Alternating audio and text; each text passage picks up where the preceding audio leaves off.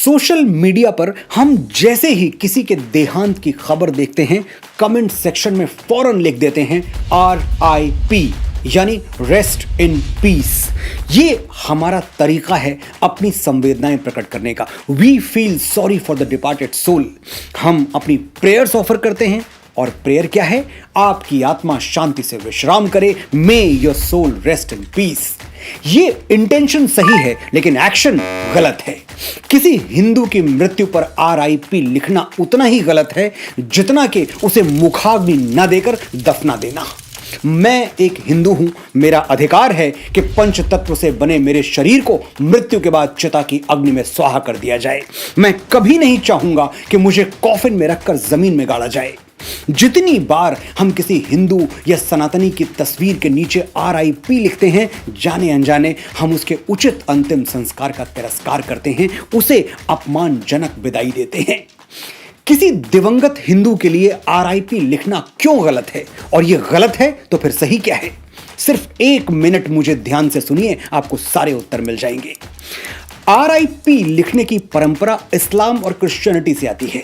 वो कयामत के दिन में विश्वास करते हैं, जिसे रोजे महशर या जजमेंट डे भी कहा जाता है। क्या होगा उस दिन? सारे मुर्दे जाग उठेंगे और खुदा उनका इंसाफ करेगा। इसी जजमेंट डे के लिए मुर्दों को कब्र में इंतजार करना पड़ता है और उनके लिए रेस्ट इन पीस की दुआएं की जाती हैं। लेकिन सनातन की परंपराएं 100% 100% साइंटिफिक हैं, इसीलिए हमारे यहाँ RIP जैसी कोई थ्योरी है ही नहीं। भगवान श्री कृष्ण भगवद गीता के अध्याय 2 श्लोक संख्या 22 और 23 में कहते हैं, वासांसि जीर्णानि यथा विहाय नवानि गृह्णाति नरो पराणि तथा शरीराणि विहाय जीर्णान्यन्यानि संयति नवानि देहि नयनम छिन्दन्ति शस्त्राणि नयनम दहति पावकः न चैनम क्लेदयन्तापो न शोषयति मारुतः। आसान शब्दों में समझाता हूं, जैसे हम पुराने कपड़े छोड़कर नए कपड़े पहन लेते हैं, वैसे ही हमारी आत्मा यानी हमारी कोर एनर्जी वो पुराने शरीर को छोड़कर नया शरीर पहन लेती है। आत्मा अजर अमर है, इसे ना कोई शस्त्र काट सकता है, ना आग जला सकती है, ना जल भिगो सकता है और ना ही हवा इसे सुखा सकती है। और इसीलिए जीवन मरण का ये चक्र, ये साइकिल कंटिन्यूअसली चलती रहती है जब तक कि हमें मोक्ष नहीं मिल जाता। आपने ध्यान दिया होगा, मैंने आत्मा को एनर्जी कहा। क्यों कहा? समझाता हूं। आत्मा पर एग्जैक्टली वही साइंटिफिक लॉज अप्लाई होते हैं जो एनर्जी पर। थर्मोडायनेमिक्स का पहला नियम क्या है? Energy can neither be created nor destroyed but can only change form, यानी ऊर्जा को न बनाया जा सकता है न मिटाया जा सकता है, बस इसे एक रूप से दूसरे रूप में परिवर्तित किया जा सकता है। श्री कृष्ण ने हजारों साल पहले यही बात कही थी, लेकिन हम अपनी आदत से मजबूर हैं। हम तब तक नहीं मानते जब तक कोई विदेशी न बोल दे।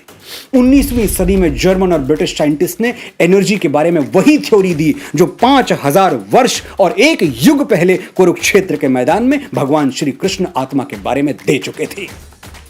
ना कोई भाई, न बेटा, न भतीजा, न गुरु, एक ही शक्ल उभरती है हर आईने में। आत्मा मरती नहीं, जिस्म बदल लेती है। धड़कन इस सीने की जा छुपती है उस सीने में। जिस्म लेते हैं जन्म, जिस्म फना होते हैं, और जो एक रोज फना होगा वो पैदा होगा। एक कड़ी टूटती है, दूसरी बन जाती है। खत्म ये सिलसिलाए जिंदगी, फिर क्या होगा? कैफी साहब ने लिखा था। हमारे यहां आत्मा मरती ही नहीं तो कब्रों में आराम क्या करेगी? ये रेस्ट इन पीस की थ्योरी इस्लाम और क्रिश्चियनिटी के लिए सही होगी, हमारे लिए नहीं है। हम किसी जजमेंट डे, किसी रोजे कयामत का इंतजार नहीं करते। एक शरीर छोड़ते ही हम दूसरा शरीर धारण कर लेते हैं और चरैवेति के सिद्धांत पर चलते रहते हैं। Rest in peace does not do justice to a Hindu soul. मैं बड़ी विनम्रता से निवेदन करता हूं, RIP लिखने से पहले ये जरूर देख लें कि कहीं आप ये प्रार्थना किसी हिंदू के लिए तो नहीं कर रहे, क्योंकि इससे उसकी आत्मा को शांति तो नहीं मिलेगी, हां कष्ट जरूर होगा। तो फिर क्या लिखना चाहिए? विनम्र श्रद्धांजलि या ओम शांति, जो भी आपको ठीक लगे।